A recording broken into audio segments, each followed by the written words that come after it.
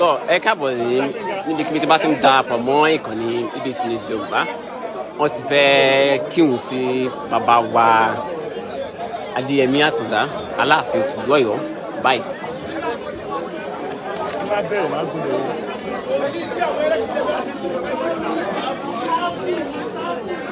Iwájú ààfin bàbá wa Adéyẹmí Àtàndá lọ́wọ́ báyìí níbi tí wọ́n sì ń tò gẹ́gẹ́ bí ẹ̀sìn mùsùlùmí wọ́n ti bẹ̀rẹ̀ sí ń fẹ́ máa tò sáfù láti fi kírun sí bàbá wa tó wàjà lára.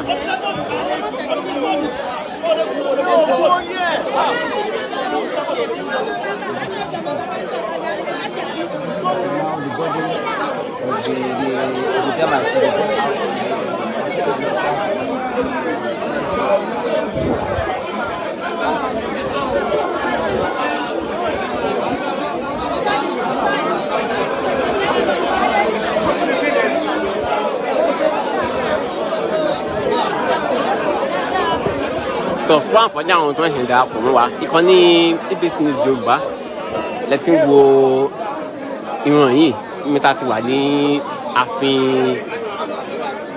ti ìlú Aláàfin Ọ̀yọ́ ọba Adéyẹmí. Ní báyìí àwọn ẹlẹ́sìn mùsùlùmí wọ́n ti péjọ síta tí wọ́n sì ti bẹ̀rẹ̀ láti máa pé ìrun láti sin bàbá ní ẹ̀sìn ti mùsùlùmí.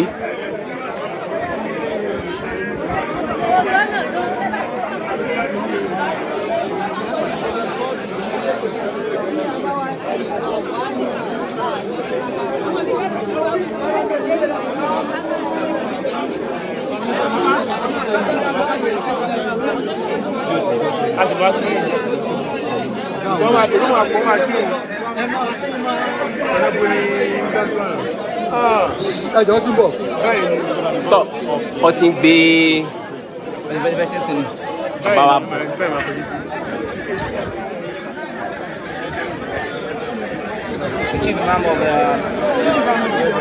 Ìmáàmù ti lẹ̀ yọ àwọn náà ti ń bọ̀ báyìí. Àwọn ni wọ́n máa ṣe síwájú. Hello, ẹ̀gbọ́n wọ́n dẹ̀ ń ṣètò bí wọ́n ṣe tí òun tẹ̀lé ìdájọ́ fún bàbá yìí lọ.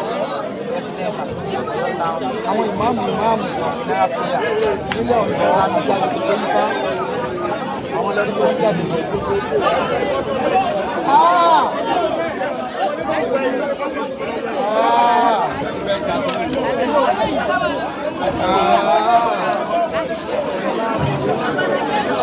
Tọ́ wọ́n ti gbé àwọn akọ́jọ báyìí.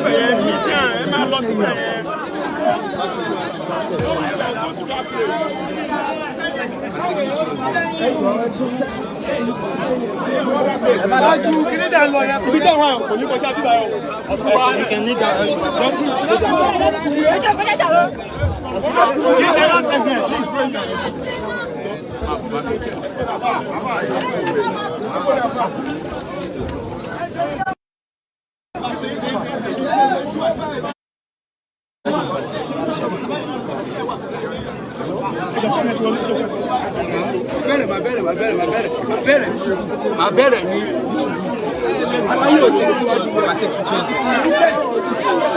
amoyo mi to ti kiti wa lára ẹ bá mi ṣe fún mi.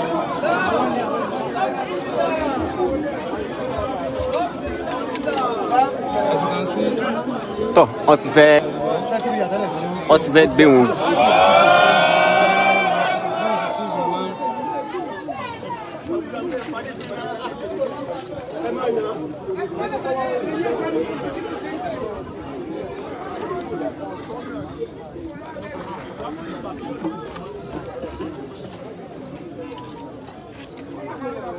Allahu Akbar. Allahu Akbar.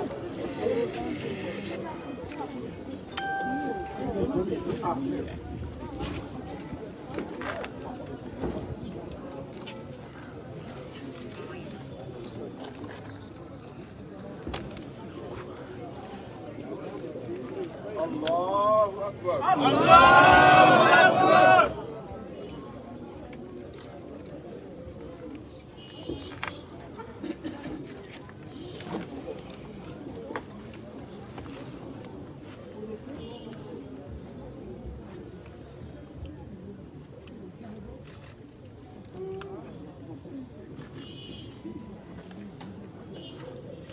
Allahu Akbar. Allahu Akbar.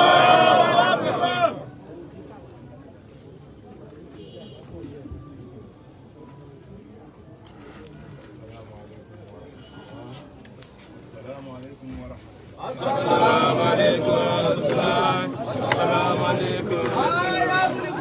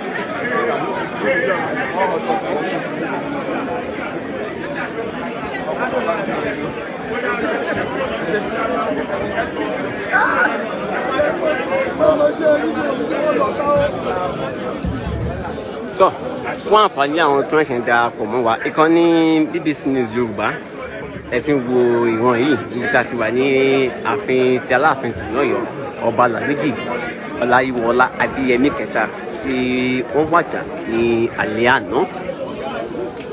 Bóòní.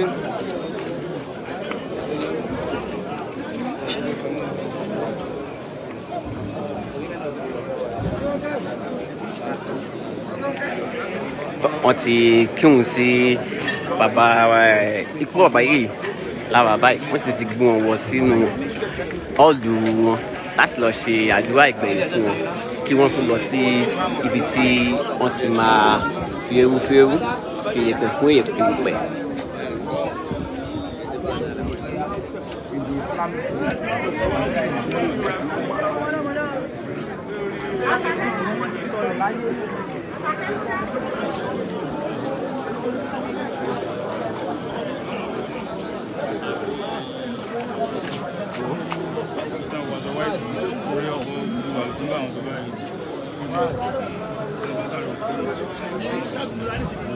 Ebe fún rẹ, Android mọ̀ pàbí.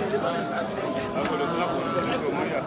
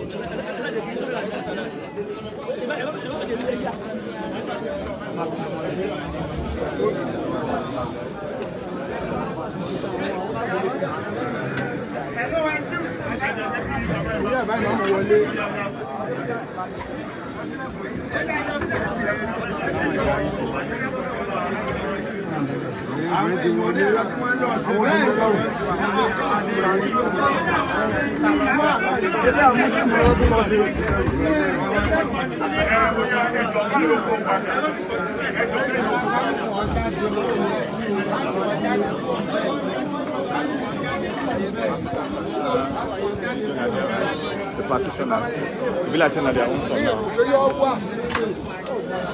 tọ́ gẹ́gẹ́ bí ìròyìn tó ń tẹ̀ wá lọ́rùn báyìí pé àwọn ẹlẹ́sìn mùsùlùmí wọ́n ti wọlé báyìí láti ṣe àdúrà a sì tún retí wọ́n sì ń retí àwọn oníṣàngó àti àwọn oní ìṣẹ̀ṣe káwọn náà wá láti wá ṣe ohun gbẹ̀yìn fún bàbá wa lé ẹni tó wàjà.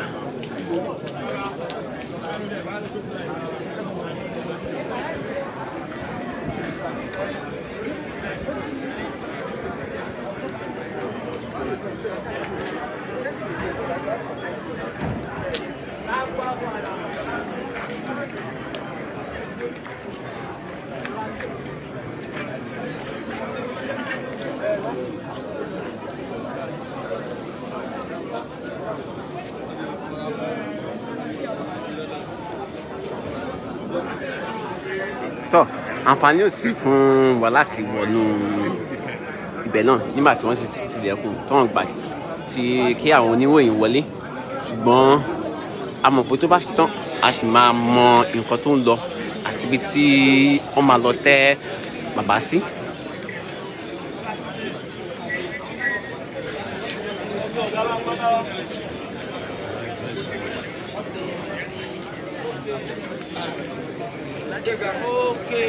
C'est en phase en tout ça.